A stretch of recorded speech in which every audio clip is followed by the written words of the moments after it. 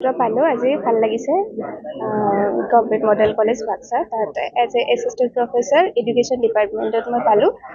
গতিকে খুবেই ভাল লাগিছে মই নাই এতিয়া মই PhD কৰি আছোঁ গুৱাহাটী ইউনিভাৰ্চিটিত আৰু এনেকৈ ইণ্টাৰভিউ দিওঁতে পালোঁ আৰু তাত মাষ্টাৰ্ছ কৰা মই তাৰপিছত PhD কৰি আছোঁ এতিয়া ঠিক আছে গভ মডেল কলেজৰ পৰা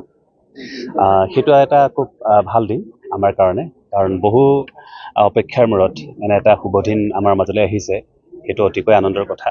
আৰু আমি সকলোৱে আশাবাদী আৰু আমি প্ৰতিশ্ৰুতি দিছোঁ আমাৰ কলেজখনক আমাৰ যিসকল ফেকাল্টি ইতিমধ্যে এপইণ্টমেণ্ট লাভ কৰিছে সকলোৱে নিশ্চয় এখন অসমৰ আগশাৰীৰ এখন শিক্ষানুষ্ঠানলৈ নিশ্চয়কৈ ৰূপান্তৰ কৰিবলৈ সক্ষম হ'ব বুলি মোৰ বিশ্বাস আছে কাৰণ আমাৰ যিসকল আমাৰ ফেকাল্টি বা তেওঁলোক সকলোখিনি ফালৰ পৰাই নিশ্চয় তেওঁলোকৰ যোগ্যতা অৰ্জন কৰিয়েই এই অৱস্থাত উপনীত হৈছে তেওঁলোকে এপইণ্টমেণ্ট লাভ কৰিবলৈ সক্ষম হৈছে গতিকেলৈ আজিৰ দিনটো আমাৰ কাৰণে সকলোৰে কাৰণে এটা খুব শুভ দিন আৰু ভাবিছোঁ এখন নতুন কলেজ গতিকেলৈ সেই কলেজখনৰ কাৰণেও আজি শুভ দিন বুলি আমি বিশ্বাস কৰিছোঁ আৰু আশা ৰাখিছোঁ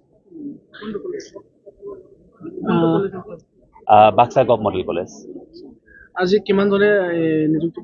আমাৰ এনে 18 জন আছিলে তাৰে 2 জন ইতিমধ্যে আহি পোৱা নাই এগৰাকী আহিলে তেওঁৰ কোনোবা সম্পৰ্কে আমি আজি টোটেল 17 জন মানে এপইণ্টমেণ্ট লাভ কৰিছে BTC ফালৰ পৰা চৰকাৰৰ ফালৰ পৰা সেইটোতো এটা সুখৰ মুহূৰ্ত আৰু সকলো মানুহেই চৰকাৰী এটা নিযুক্তি পত্ৰ লাভ কৰাৰ পিছত নিশ্চয় সুখী হ'ব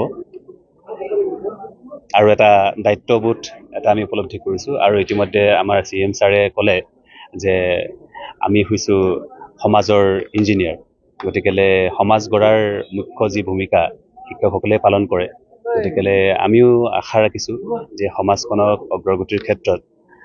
আমি নিশ্চয় অংশীদাৰ হ'বলৈ পাই আমি নতুন সুখী হৈছোঁ